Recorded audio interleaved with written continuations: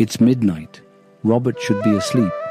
Instead, he's trapped in a cycle many of us know too well, restless, overstimulated, and searching for something he can't quite name. His eyes dart from one screen to another, switching between work emails, social media, and the latest news updates. Despite the distractions, an unsettling feeling lingers. Something still feels missing. Robert isn't alone. More than ever, people feel disconnected, burned out by work, numbed by endless scrolling, and haunted by the question, why am I never satisfied? The more he tries to distract himself, the more the emptiness grows. He thinks back to childhood, days that felt longer, moments that felt fuller. When did life become a race? Why does he feel like he's running, but never arriving? He tells himself that once he finishes this project, once he gets that promotion, once he saves enough money, then he will feel at peace. But deep down, he knows. He's been saying that for years. He checks his phone one last time. News, messages, deadlines. It's all still there, waiting for him. With a sigh, he turns off the screen, but his mind keeps racing. There must be something more than this constant chase for the next thing. 2,500 years ago, a prince named Siddhartha Gautama asked the same question. He had everything: wealth, status, comfort. But even with all of it, he still felt something was missing. So he left it all behind to search for an answer. What he found became one of the most profound insights in human history: the nature of suffering and how to overcome it. But what does that have to do with us? What does an ancient philosophy offer to someone like Robert, living in the 21st century? Imagine if Robert could step out of the cycle, not by abandoning his life, but by seeing it differently. This is where Buddhist wisdom comes in. Buddhism teaches that suffering, what the Buddha called dukkha, isn't just pain or sadness. It's the unease we feel when we cling to things that are always changing. Imagine working tirelessly for a promotion, only to feel unfulfilled once you get it.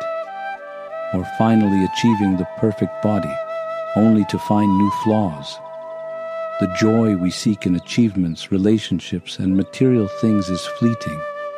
The more we chase, the more we crave. And the more we crave, the more we suffer. The Buddha identified 3 core reasons we suffer: craving, aversion, and ignorance. Craving is the endless wanting more success, more recognition, more possessions. Aversion is the fear of discomfort, pain, or loss. Ignorance is failing to see reality for what it is, believing that things will last forever when everything is impermanent. Robert is caught in this cycle. He works harder to feel successful. He scrolls longer to feel connected. He buys more to feel happy. But no matter what he does, the feeling never lasts. And it's not just Robert, it's all of us. The world tells us that happiness is always one step away. The next job, the next relationship, the next achievement. But when does it ever end? Take a moment. Ask yourself, what am I chasing? Is it success, recognition, the approval of others, the perfect relationship, the perfect life? What happens when we stop running and simply be? Close your eyes for a few seconds. Notice your breath. Feel the rise and fall of your chest. This moment, this is all that truly exists. One of the simplest ways to break free is through mindfulness. Right now, take a breath. Notice what's around you, the sounds, the sensations, the air on your skin. This moment is enough. But mindfulness is not just meditation. It's how we live. Try this. Next time you eat, slow down. Taste your food. Chew slowly. Next time you walk, notice the feeling of your feet touching the ground. The next time you talk to someone, be fully present, without thinking about what to say next. These small moments add up to a more mindful life. Robert decides to try something different. Instead of scrolling, he sits in silence for a moment. He listens to the quiet hum of the night, the distant sound of the wind. For the first time in a long while, he's just present. Ask yourself, what am I clinging to? What expectations, desires, or fears are keeping you from being at peace? What happens if you let go of the need for control? Buddhism isn't about giving up everything. It's about balance. We can live in the modern world without being controlled by it. We can use technology, work toward goals, and enjoy life without becoming prisoners of our own desires.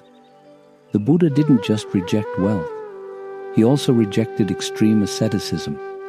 He discovered the middle way, a path of balance, not indulgence, not deprivation, but wisdom. Think about your own life. Where are you clinging too tightly? Where are you avoiding discomfort? How can you walk the middle way in your daily life?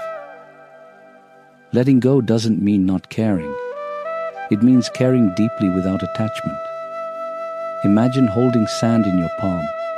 If you squeeze it tightly, it slips through your fingers. But if you hold it gently, it stays. This is how we should hold on to life, lightly, with presence, with gratitude. Think about something you've been struggling with lately, a fear, a frustration, a desire. Now imagine loosening your grip on it. What if you didn't have to carry it so tightly? What if you could trust that everything as it is enough? Robert takes a deep breath. Maybe, just maybe, he doesn't have to fix everything tonight. Maybe peace isn't something he has to chase.